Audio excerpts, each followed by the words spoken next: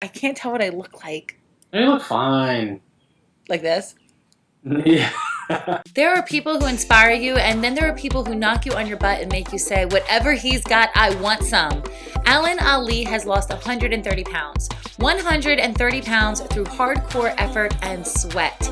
If what you've seen so far has inspired you, then the next 4 minutes will make your heart burst. Sit tight because you have 4 minutes with my daily source of inspiration, Alan Ali.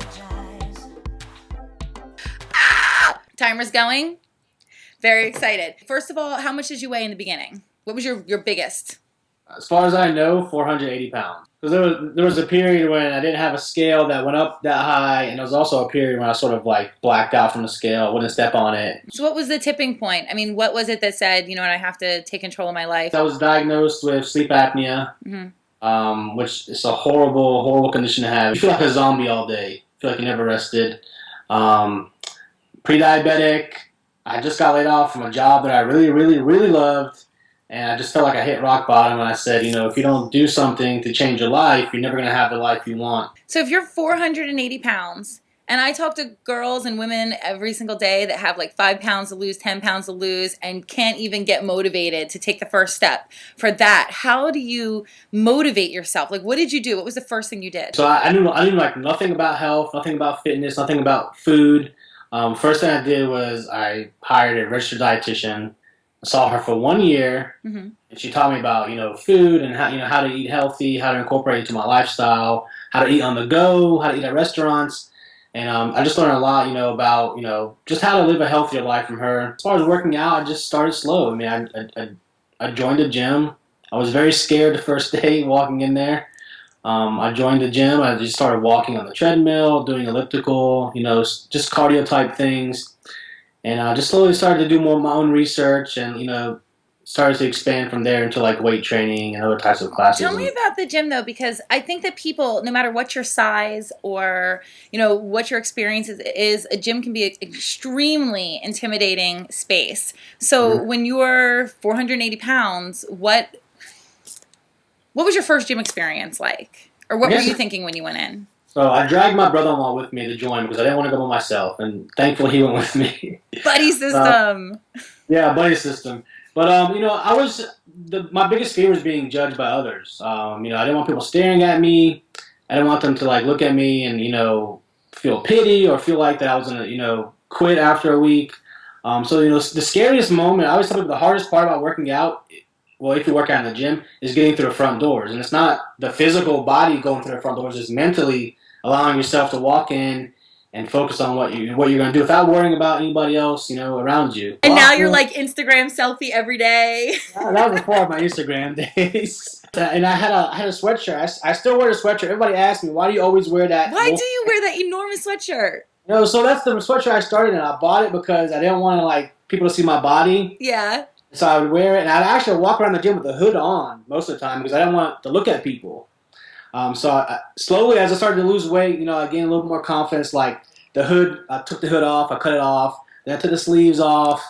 And I still have it this day, but it's finally gotten to the point where I cannot wear it very much longer without looking silly. It looks a little silly. I gotta tell you. You got the big sweatshirt, but because I follow you all over the place like a psycho stalker, I know that you had like a big apparel breakthrough. Yeah. Excited. Well, tell me about that moment, or tell us all about that moment. And so for the last 10, 12, maybe 13 years, I've been shopping at a store called Big and Tall.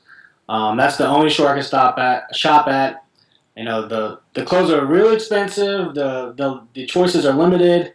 And you basically just got to take what you can get there. So I think it was like 3 Fridays ago, I went to, after work, I want to stop by Kohl's, which is, a regular department store. I love Kohl's. Yeah, I love Kohl's. The prices are great. They're not paying us to say that. I always have to say that to people because they're like, you get paid for everything. No, I just love Kohl's. But go ahead. So I went to the big and tall section because I used to wear a bigger size. But, I tried on this bright blue shirt. I went to the dressing room, and it was a 3X, and I was like, this is not going to fit. I was like holding it up. I was like, this is not going to fit. We go to the locker room and it fit. And I was just like in shock. I cried when I read that. First of all, I started crying. I had the ugly cry in the locker room.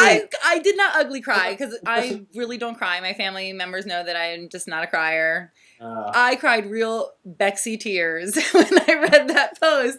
It got me, like, I'm smiling so big. I think I'm smiling bigger than, I apologize to you, Chris Carr, because I love you so much, but I'm smiling way bigger than when I talked to her, because you just make my heart literally burst. Well, did it literally burst? But, you know, it's bursting. It's like getting really big. I'm like the Grinch, and this is like so cool because I know a little bit more about your background, and I think people could like follow your blog and stuff for more on that, and you should talk more about it, because I think that we can show people where we are today, and that makes them inspired. They're like, wow, look at that woman who had 4 kids and she's back in shape, or look at that guy who lost 130 pounds, which is insane. But to tell the story of who you were and how you got there so that they can see themselves in your shoes is so important. The day I did a normal push-up that was big. I saw that. That was huge. That to me is like one of the best things ever, because I could never in my life do a push-up. Mm-hmm. There was a point in my life where I couldn't even do a modified push-up. I just couldn't, even if I was on my knees. And the day that I did that, I mean, it was just like, I felt like a badass. I mean, are a badass. Running my first mile, which I did like a month ago, nonstop. Cool. That was a huge thing for me. Especially being, you know, the kid who was in middle school and high school who never dressed out for that day when you had to run the mile, because I knew I couldn't do it. To do it at, you know, today is just, you know, that was an amazing thing. So. Well, I am like so super duper inspired by you. I'm going to say it 50,000 times like a super fan. You inspire me. Come on. I thank you so much for joining me, and I know that everyone that follows me is going to love you, but I have one more big question before we go. Okay. And I ask everyone this, every celebrity, every person that I love. What is the meaning of life according to Alan Ali? I think life is about just, being a good person, treating others the way you want to be treated, living with no regrets.